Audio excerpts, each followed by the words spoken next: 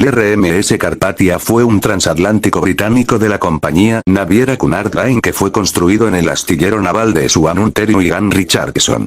Su construcción fue iniciada en septiembre de 1901, fue botado al mar en agosto de 1902 y realizó su viaje inaugural en mayo de 1903. El Carpathia fue diseñado para transportar inmigrantes del este europeo y personas de clase media, ofreciendo un confort mayor que el de otros buques de la época.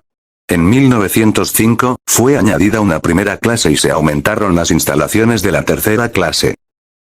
El Carpathia, cuyo nombre proviene de los montes Cárpatos 9, fue construido por los astilleros de Swan Ontario y Ann Richardson, en Wallsend, Tyne-Wear, Inglaterra, Reino Unido. La construcción del Carpathia comenzó el 10 de septiembre de 1901.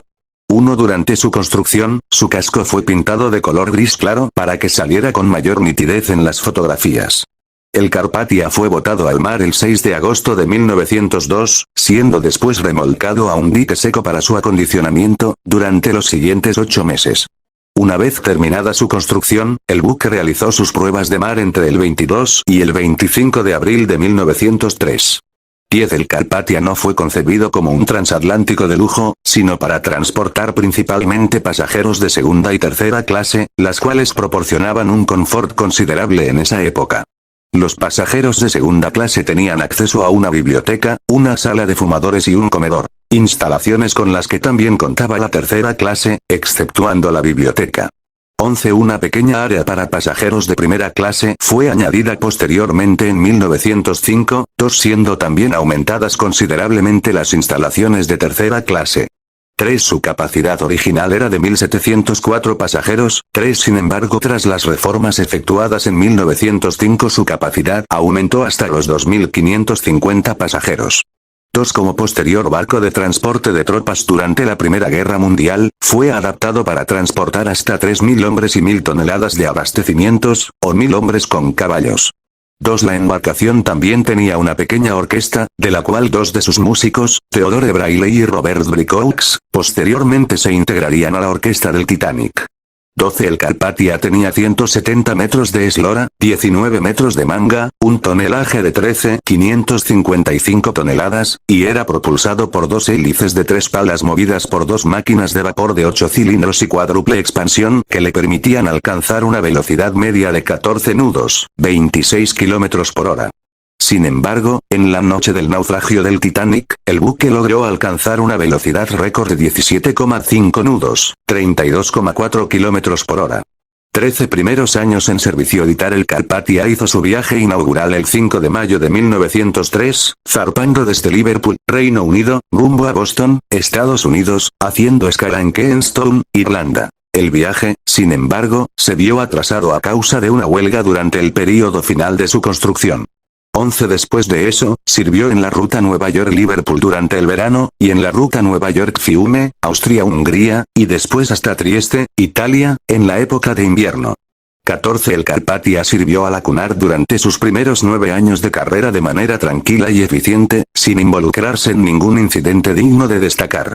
Desde su botadura, el buque recibió poca atención por parte de la prensa, estando a la sombra de los grandes transatlánticos de la época como los 4 grandes, la clase Kaiser, el RMS Oceanic, el RMS Lusitania, el RMS Mauretania, y la clase Olympique. El Carpathia dejó Nueva York el 11 de abril de 1912 con destino a Fiume, Austria-Hungría, al mando del capitán Arthur Rostron, que había asumido el mando del barco el 18 de enero 15. A bordo viajaban apenas 743 pasajeros, 16 con su segunda y tercera clases estando medio vacías, ya que había solo 50 pasajeros en segunda clase y 565 en tercera. 3 entre los pasajeros estaban el pintor Colin Campbell Cooper, 17 el periodista Lewis P. Skidmore, el fotógrafo Dr. Francis H. Blackmar y Charles H. Marshall. Aproximadamente a las 0:26 am del 15 de abril, se recibió la angustiosa llamada de auxilio, CQD, del RMS Titanic en su sala de telégrafo, a cargo del operador de radio Harold Cotham, que aún estaba de servicio y se preparaba para irse a dormir. Cotham informó al primer oficial y ambos fueron a despertar al capitán Rostron en su camarote para darle la noticia. 13 Rostron, que estaba a unas 58 millas, 93 kilómetros, al sur de la posición radiada, cambió de rumbo, ordenó máxima velocidad a la sala de máquinas, convocando a todos los fogoneros para trabajar, y preparó a toda la tripulación para el rescate. También ordenó apagar la calefacción del barco para que las máquinas utilizasen todo el vapor disponible, y el transatlántico logró alcanzar una velocidad de 17,5 nudos, 32,4 kilómetros por hora, durante su trayecto en dirección al Titanic, más de 3 nudos por encima de su velocidad habitual. Pero incluso así, el buque tardó 4 horas en llegar al lugar del naufragio después de atravesar peligrosos campos de hielo. El Carpathia logró llegar 2 horas después del hundimiento, aproximadamente a las 4 de la mañana. Cuando el Carpathia llegó al lugar, avistó el primer bote salvavidas a las 4 am. Este era el bote No. 2, que fue rescatado 10 minutos después.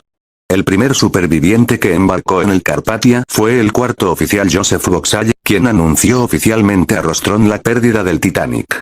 19 El rescate continuó durante las 4 horas siguientes, con 13 botes recuperados y poco más de 700 personas. El último superviviente en embarcar fue el segundo oficial Charles Lightoller. 3 Tras el rescate, Rostron luego percibió que el Carpathia no estaba en condiciones de continuar su viaje hacia Europa con los supervivientes a bordo, decidiendo entonces regresar a Nueva York. En su trayecto, el Carpathia entró en contacto con otros barcos que estaban en el área, incluyendo el RMS Olympic, gemelo del Titanic. 20 Durante el viaje de regreso el capitán Rostron rechazó la propuesta del capitán del Olympic, Herbert Haddock, de transferir a los supervivientes a su barco. 21 Ya que el naufragio era todavía reciente y los supervivientes aún se encontraban traumatizados con los hechos que acababan de vivir, y que les provocaría mayor angustia el hecho de pedirles embarcar a bordo de un barco prácticamente idéntico al que vieron naufragar, pues temerían que la misma situación volviera a repetirse. A bordo del Carpathia, Harold Cottam fue ayudado por el operador superviviente del Titanic, Harold Bride, en su trabajo de enviar mensajes personales y la lista de nombres de los supervivientes.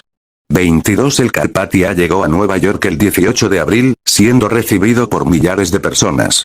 11 Por su labor de rescate, la tripulación del Carpathia fue condecorada por los supervivientes. Los miembros de la tripulación fueron condecorados con medallas de bronce, los oficiales con medallas de plata y el capitán Rostron con una medalla de oro y una copa de plata. 23 Que le entregó Margaret Brown. Posteriormente, Rostron fue huésped del presidente William Howard Taft en la Casa Blanca y fue obsequiado con una medalla de oro del Congreso. 24 El honor más alto que le podía atribuir el Congreso de Estados Unidos. Años después, cuando se le preguntó cómo el Carpathia consiguió atravesar un campo de hielo a una velocidad muy por encima de la que había sido originalmente planeada en su construcción, Rostron respondió diciendo que otra mano diferente de la mía estaba al timón aquella noche. El Carpathia continuó su servicio comercial durante la Primera Guerra Mundial entre Liverpool, Boston y Nueva York, realizando también viajes de transporte de tropas desde América del Norte a Europa. 3 Frecuentemente viajaba en convoyes con varios buques, habiendo escapado en muchas ocasiones de situaciones peligrosas y ataques de submarinos U-boot alemanes. 11 El Carpathia dejó Liverpool el 15 de julio de 1918 en un convoy. Las embarcaciones se dividieron 2 días después, el 17 de julio, y el Carpathia lideró un grupo de 7 buques. En aquel mismo día fue avistado por el submarino alemán SMU-55, que estaba navegando cerca de la costa de Irlanda. 11 El U-55 disparó 2 torpedos contra la embarcación. El primero acertó entre el almacén de carga No. 4 y el almacén de carbón, y el segundo alcanzó la sala de máquinas, matando a 5 personas e hiriendo seriamente a otras 2. Además, las explosiones destruyeron los sistemas eléctricos y de radio, y 2 botes salvavidas. 11 El capitán William Protero ordenó una evacuación inmediata, señalizó con banderas su situación para que los otros barcos huyesen y lanzó fuegos artificiales con el fin de llamar a los barcos de patrulla. El Carpathia comenzó a hundirse por la proa. 11 botes salvavidas fueron arriados con todos los pasajeros y tripulantes a bordo, con excepción de los oficiales senior y de los artilleros, que se quedaron atrás destruyendo documentos importantes. 11 Protero llamó a un bote para que se acercara después de completar sus tareas y las personas restantes también se salvaron. 11 Una hora después, el U-55 fue avistado nuevamente y disparó un tercer torpedo, acertando al compartimento No. 5. El Carpathia se hundió totalmente 10 minutos después, 2 horas y 30 minutos después del primer impacto. El submarino fue avistado una vez más 15 minutos después, esta vez yendo en dirección a los botes, sin embargo el HMS Snowdrop llegó y ahuyentó al submarino, rescatando a los supervivientes. De las 280 personas que estaban a bordo, sobrevivieron.